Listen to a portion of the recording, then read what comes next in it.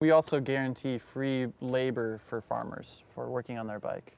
So we've had farmers bring in their bikes, and so you do the repair or whatever for free. Or we came to them. Actually, we did like a farm bike tour where we took all the tools and went around all these different farms and fixed bikes for the entire day. God, what a service! Yeah, and that's This is Peak Moment.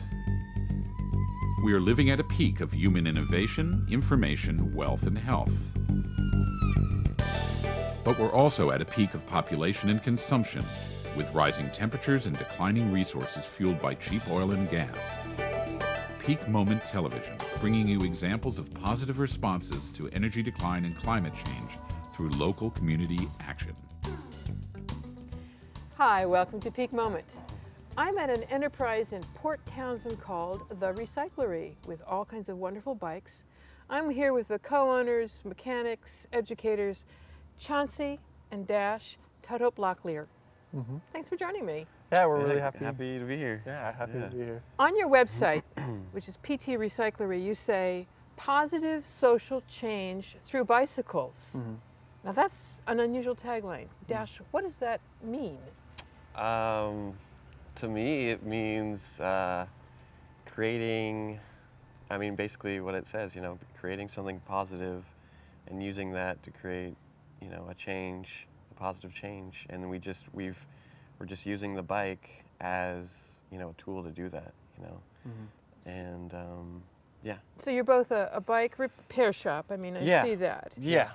But you've got a bunch of things that you're doing that aren't about just repairing bikes yourselves.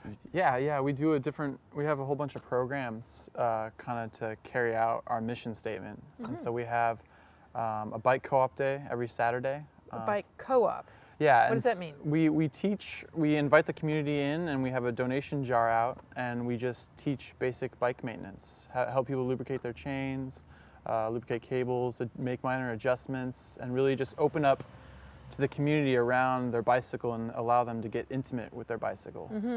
Because we find that when people work on their own bike, they become invested. It becomes something that they really care about, rather than being a mysterious vehicle. And you're turning around that sort of notion in our culture that says something's wrong, I'll go take it to the expert. Or throw it away. Or throw it away. Yeah. Even worse, of course. Yeah. So you're empowering people to get more comfortable. Yeah. Now, they come here? Is that what they do? Yeah. We open up the shop Saturday at noon to 6, and we set up tools, and we have a couple volunteers that we've gained over this past year that come every Saturday and help out.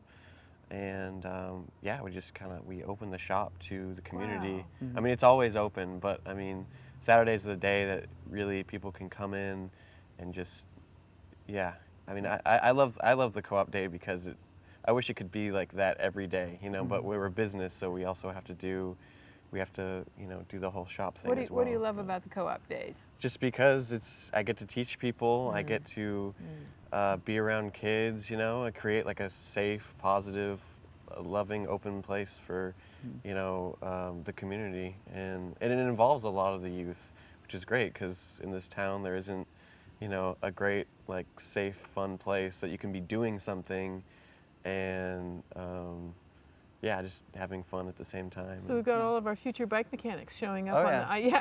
Yeah. We've had I'd say 6 or 7 kids in the last year that have built their own bikes from here, and that's something that never existed in this town before, and in other towns. I didn't grow up with that, so it's been really awesome. Where do they get all the parts? If they're going to build their own bikes, I'm curious. So we get bikes from the dump, and then we also get bikes donated to us. So a lot of times, what would be considered trash is something that we can recycle, and so or even reuse parts of. Is that? When we part out, when we get a bike, and when we give every bike a look that comes through here, it doesn't matter, if it's like the cheapest bike there is, or if it's the nicest, which we deal mostly in the lower end, but we part it out, or we'll on the co-op day say we have like a excess of bikes that need to be parted out, and we kind of create like that can be a project for volunteers, for the kids to do, and they can just get their hands on tools and just take stuff apart, and So, and then we catalog all the, the parts into the shop and everything, and that becomes. Yeah, and that's the cool thing. I mean, as a business, I mean, we are the only we were the only used bike shop on the peninsula. So in this entire area, there's no place where you can go. We have the largest supply on the peninsula of just used parts. So instead of paying $30 for a brand new derailleur, you can pay $8. And so it really is looking at trash as an asset. And yes, so, yeah. yes. I mean, what you're doing is turning around the waste society that would throw that out. Yeah. You're giving a new life and teaching as well. That's fabulous. Yeah, so it's the spirit. Yeah, well, that's your positive social change, right? Yeah. What got you started in this direction, other than I'm assuming you loved bikes? But tell me. Well, when I was 15, I started taking a bike apart in my bedroom, using my dad's tools, and I slowly, over the next couple years, I worked on friends' bikes and read a lot online and just taught myself how to fix bicycles. And at that same time, I was reading Martin Luther King's book, Why We Can't Wait, and also Gandhi's autobiography, and really started getting into social service, kind of serving the community. And in particular, Martin Luther King's book, Why We Can't Wait, is about how change, relating it to the civil rights movement, but then to the I think the environmental movement of today is the civil rights movement of the 50s and 60s and stuff.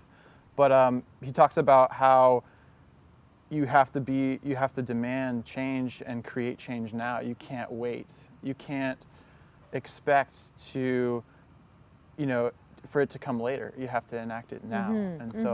And so I was working on bicycles, and I was working at a nonprofit downtown, a coffee shop for youth, and I just started a free bike clinic. And the idea was, regardless of money, just invite people to come by once or twice a month.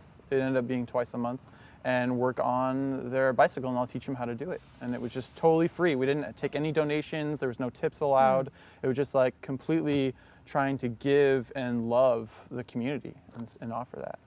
That's really, I mean, I'm very touched by that, because that's very generous, particularly in somebody as young as yourself. It's like many young people your age are really more preoccupied with other things and not other people in the way that you are. That's truly commendable. Yeah, and then from there, I ended up working at a shop downtown for a year and experiencing that, and decided I just didn't really like the way most bike shops run in terms of this consumer exchange, and so I approached our current landlord and said, hey, I'm looking to start a bike co-op or bike shop that just is about spreading positivity and sharing with people.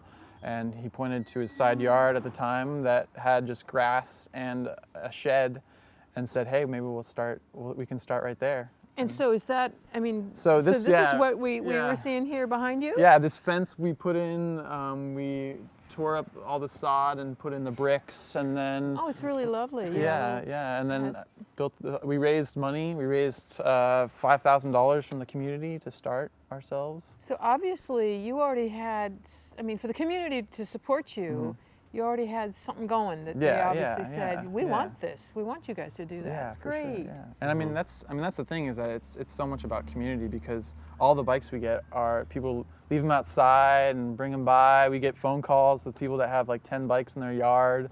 So You've mentioned on your website, you've listed other programs in addition to your Saturday bike co-op. Yeah. What other kinds of things are you doing and giving back?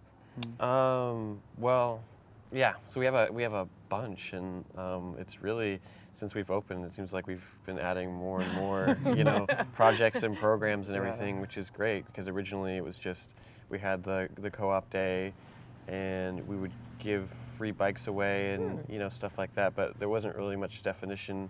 And so just through the shop in the past year, we've had a bunch of programs. But like the farm bike project it's one of my favorites, just because, and the way it works is Chauncey and I are really, really passionate about small scale organic farming, Sustainable. sustainably done, farming, just around this area. I mean, anywhere, but And I mean, I want to be a farmer because I feel like, that's more sustainable and is even a greater amount of change than bicycles, Well, So- just stay with what you love, Yeah, and if yeah. where you go is farming. But Yeah. bear in mind well, I bet you the farm project is tied together with this. And Yeah, Well, yeah, Well, yeah. Keep explaining. Keep Yeah. explaining. Go, Dash. What it is basically, so there's a lot of farmers and they come to town. They don't have much money, they're basically working on the farm and stuff. And so they can come in and work on a bike and get a free bike just by coming in and working on it.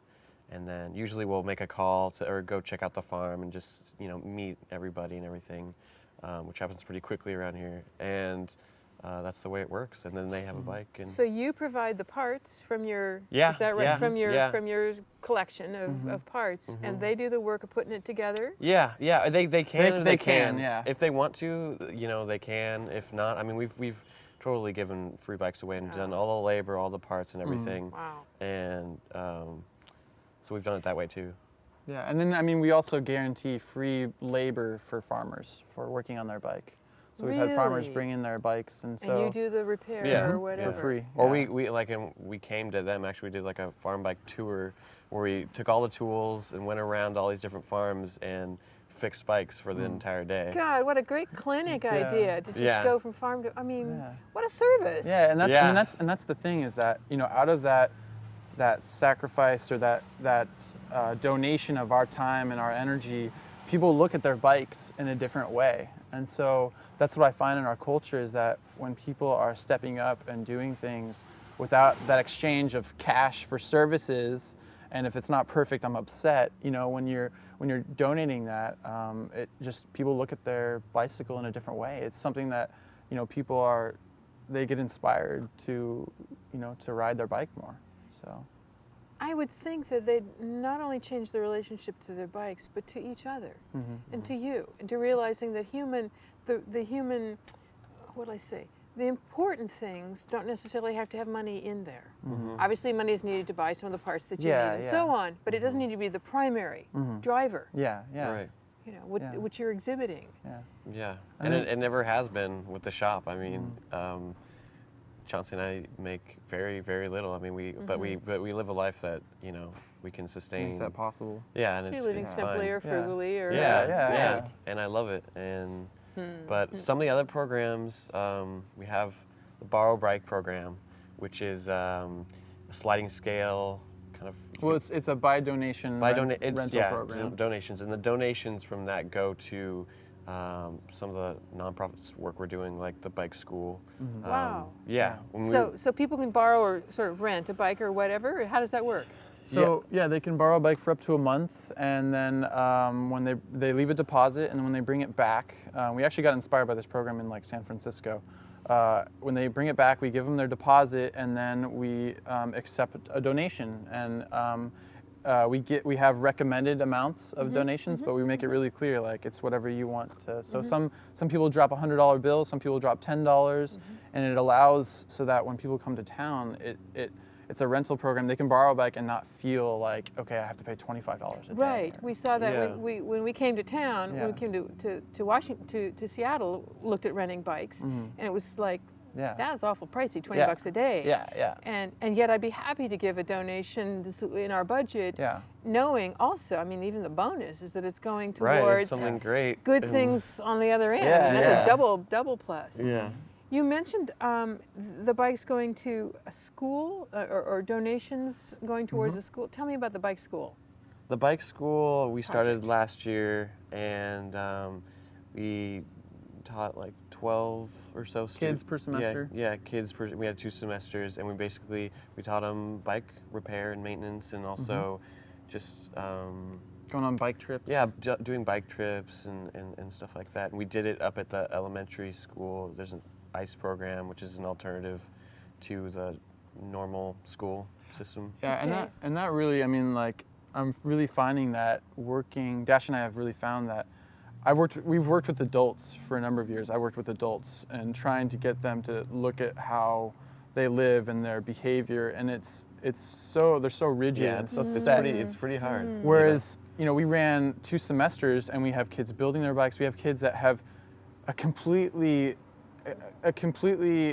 it's completely transformed and set their way of looking at the transportation system. And so it's an investment that's not only fun, but it lasts, and they have that foundation. And so I think that's where it is. That's the most important work that I think that I do, is working with kids and teaching them something that's just so positive and good, and they're at that age, where they're just like soaking everything up like a sponge. So And are in those formative years, but you're also teaching something they can do with their hands, which kids love. Do something that's tangible and real, and they can see the results. And they've got a reward at the end, a bike that's working better or right or whatever. Are they working on their own bikes? Are you bringing bikes in? How do you do that? Yeah, they work on their own bikes, and they'll also work on bikes that we then are able to donate to the school, to the main school for kids. That's something that it's really growing. This year we just raised $3,000 over the summer. We just had a huge rummage sale,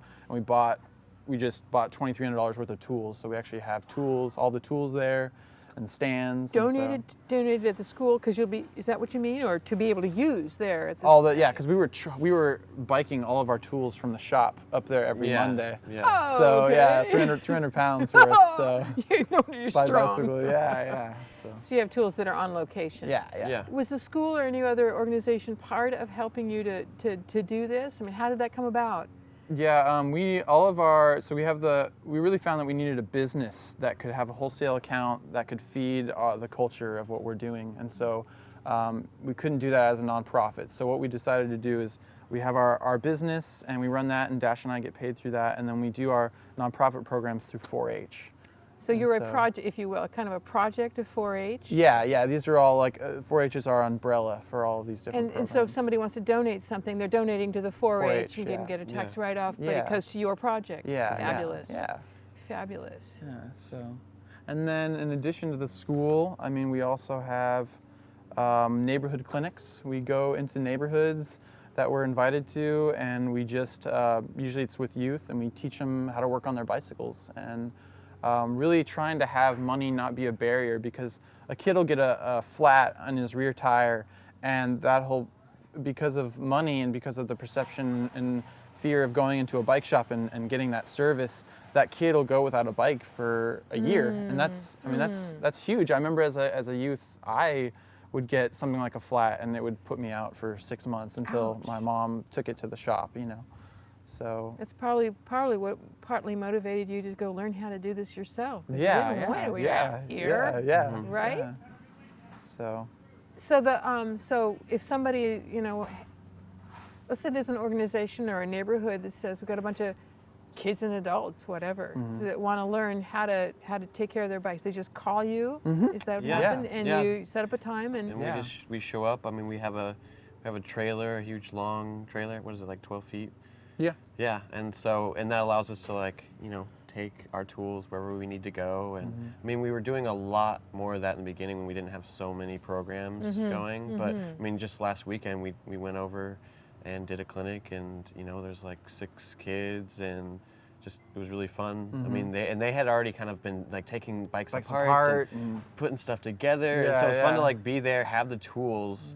And just give them the direction and the right tools, and they just went for it. I know, they really go for it. I bet it's so empowering. Yeah. For them. I've definitely. got to believe that. Well, I feel like too, I feel really excited. We have a community garden, and just trying to, I think sustainability has a lot to do with using your hands, and especially for the last 100 years, we've become so information-based and paperwork and sitting in, on a computer. And I think what's really exciting is that we're starting to look at using your hands and at gardening and farming as suddenly, being a farmer is this, I looked up to a farmer, and I value that. And with kids, they've done so many studies where, if a kid doesn't use his hands, if they don't get outside, they're really losing a lot of positive, learning and development that allows them to live happy, rich lives.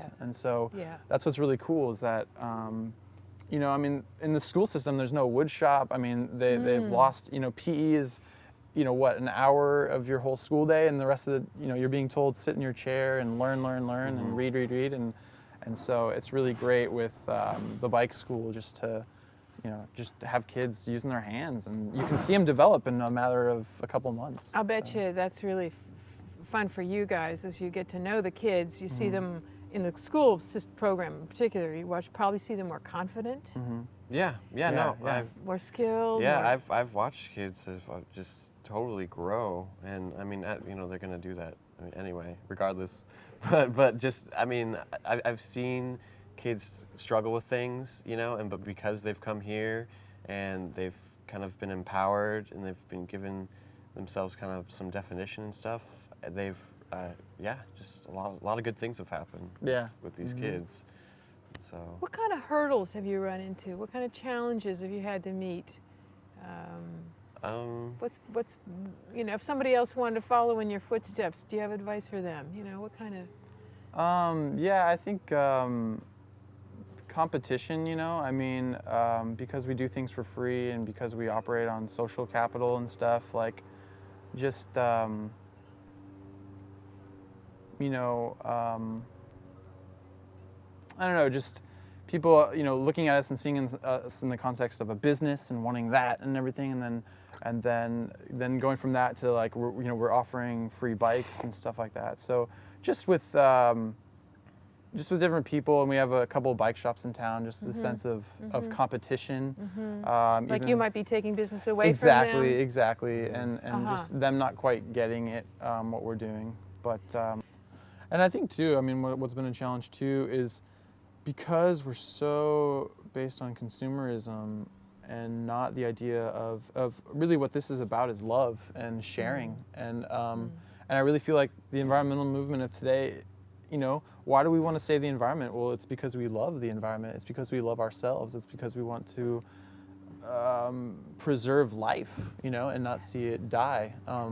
And so, but a lot of people are, you know, competitive. They want to be in their box, and they don't, you know, to come in here and to be open requires you to be open and to come and share. And so we've just ran into people, you know, just some people just don't come here because they see us as, I feel like, you know, just kind of serving as not upscale enough for them, and they don't want to, you know, they rather write a check and donate it to us than just actually come here and support us and show that, hey, you know, like, I want to support you, and I want to, you know. So I mean, it's been really interesting, that just the philosophical aspect, and how because cycling it can be a very competitive. Yeah. You know, I've got my Shamos on and my $80, you know, jacket, and I'm my $5,000 bike, and you know, I'm a cyclist. And so whereas here it's like, oh, come in, if you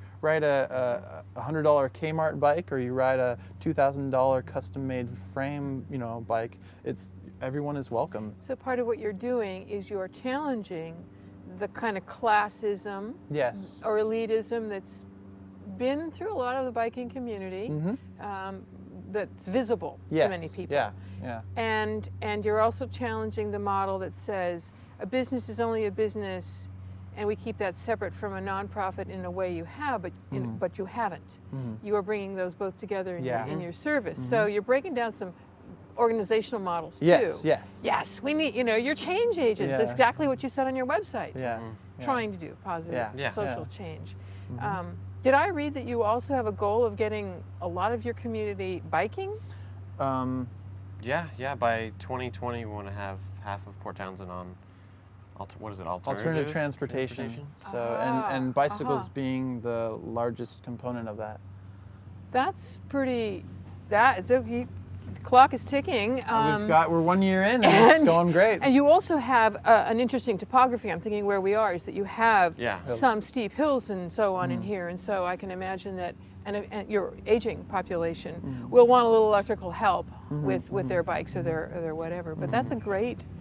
I think in this community, do you think in this community you really could operate almost entirely without? Oh yeah, I mean, Port Townsend is rated as one of the most walkable, livable communities in the U.S. And it's because within a proximity of 3 miles, you have tons of resources within that. And I mean, I know people that live in this town that don't have a car and walk everywhere. I mean, you literally have everything available. We have an awesome transit system. And I mean, for a town of 8,000 to even have a transit system is amazing. Incredible. And you have a lot of small farms and farmers and gardeners and more Farmers happening market. in the neighborhood. Yeah, so you're making it possible. Yeah. Well, in our last minute, Yeah. is there anything we didn't cover of all the great stuff you're doing? Do you want to add? No, I think we got.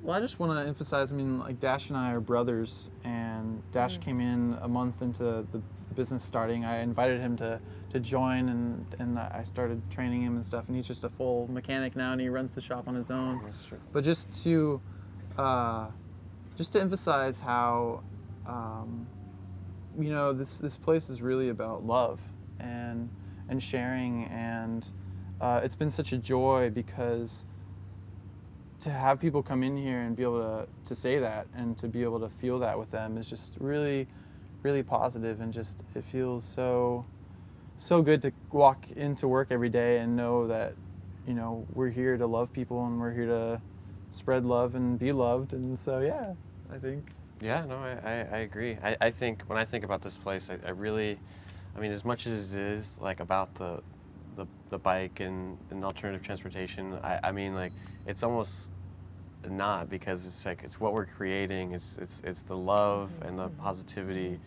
and the energy that's created here that has nothing to do with bikes. It's not even connected. It's not even on the same plane.